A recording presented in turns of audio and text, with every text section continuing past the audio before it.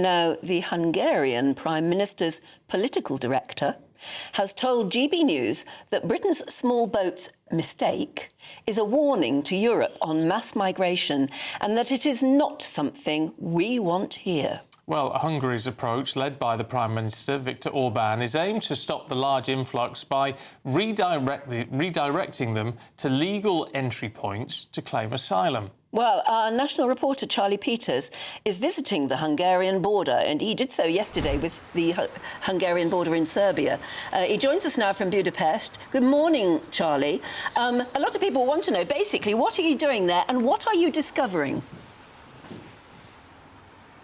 Well, good morning to you both. Yes, I'm here at the invitation of the Hungarian embassy to get a sense of the immigration strategies and the policies adopted by the government here in regards to mass immigration. Of course, a tremendous issue in Europe and, of course, the United Kingdom. But Hungary does take a different approach here, basically on a fact-finding mission to report on the strategies. And yesterday we were down at the border with Serbia to see some of the policies they've implemented. So 155-kilometre long stretch with fencing about 4.5 metres high, first developed in 2015. What we're showing you now is CCTV shown to us yesterday at a command centre of attempted crossings made in recent years, including one just 2 nights ago where 20 men attempted to break into the country. We were told by the patrol guards down there, a colonel speaking to GB News, saying that many of those attempting to cross in were from Afghanistan and Syria and Turkey, and they were being facilitated by organised smuggling gangs from Romania, Moldova and Ukraine. They said that the capabilities being launched to try and make those crossings, first they were ladders, then they shifted to trying to cut through that fence, and more recently they had found tunnels, around 30 tunnels, attempting to get into the border in 2022. Hello, I'm Bev Turner. Now, it can feel like the money in our bank accounts at the moment does not keep up with the cost of living, and maybe there's a solution. I'm here today with the CEO of TallyMoney, Cameron Parry. Cameron, what is TallyMoney?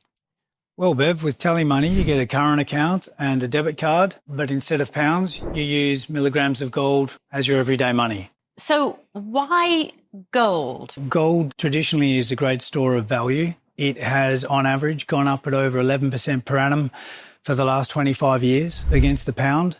It's tripled in value in the last decade. And in the last 2 years alone, it's increased by 50% against the pound. Banks' savings products just can't compete with that level of growth.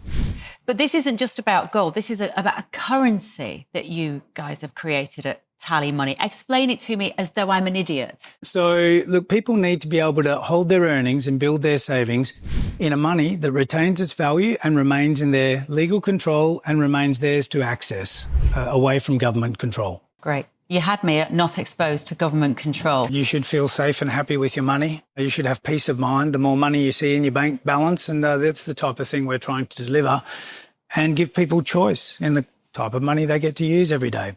Brilliant. Thank you so much, Cameron. Thank you.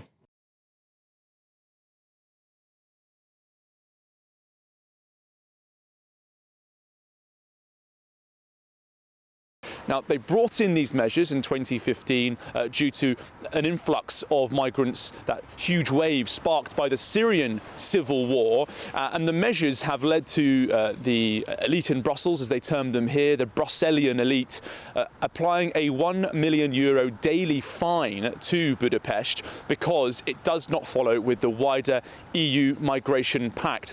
We heard from border guards yesterday that anyone who makes it into the border and crosses into Hungary, they have the power to use force and to return them into the country that they've just entered from, to push them back into Serbia, and they cooperate with the Serbian authorities to achieve this. And the footage we saw yesterday, quite extraordinary, some of it shown for the first time, men with Kalashnikovs and pistols leading those people trying to smuggle themselves into Hungary. They showed us their statistics saying that well over 100,000 attempted illegal crossings had taken place in 2016, but that had dropped dropped to about 12,000 by 2022.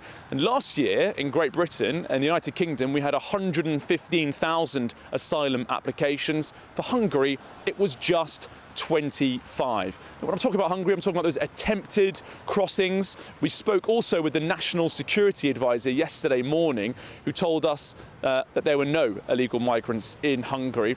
And when he put the question back to us and said, oh, you must be aware of the same situation in Britain, you must know how many illegal migrants there are, we replied saying, well, actually, we don't know, because we have had such a problem with illegal crossings for many years, in particular that surge caused by the small boats crisis. We heard from Balázs Orbán, the political director of the Hungarian government, very senior official, very rarely drawn into commenting on foreign affairs. They very much focus on the Hungarian issue, of course, being part of the Hungarian government. But he was drawn into telling me that he thought that the small boats crisis was a mistake and a warning to the rest of Europe, and that he felt sad when he had most recently visited the United Kingdom, comparing to when he first visited London over 20 years ago. Now, obviously, the Hungarian government has come under a lot of criticism for wider policies they've adopted on domestic affairs. They're struggling with inflation. Their healthcare is in crisis. There's an election coming up this year where they're very much hoping that foreign policy and immigration might secure them more support. When we put all these concerns and those comments from Balázs Orbán to the Home Office, a spokesperson did tell us that they are furious at the level of illegal migrants, but we are restoring order and control to our borders. Almost 50,000 illegal migrants have been removed or deported from British soil under this government, up nearly a quarter. They also added that the Home Secretary has announced the most sweeping reforms to tackle illegal migration in decades, removing the incentives that bring illegal migrants to the UK and scaling up the return of those who have no right to be here.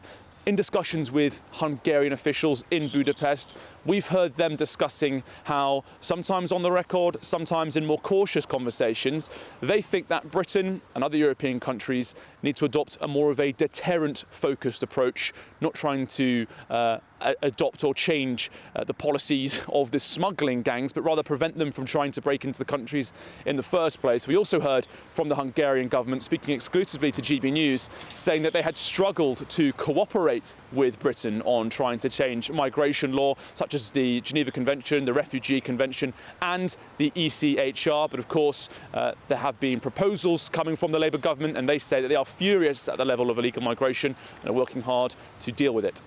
Yeah, I just wonder what they think we should do now. You mentioned the fact that we should increase the deterrence value, but what should we do now, did they think, with the sheer number of boats coming across the channel? Well, here's the thing. We have a maritime border. I put this to them saying it's not actually as easy as putting up a fence, of course.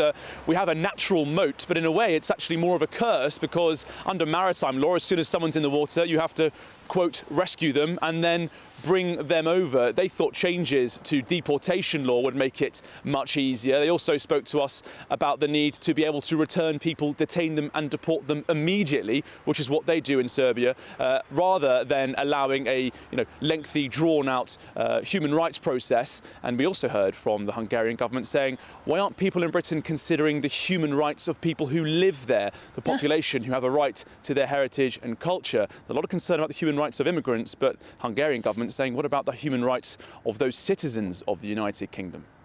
That's interesting, isn't it? All right, Charlie, for now, thank you very much indeed.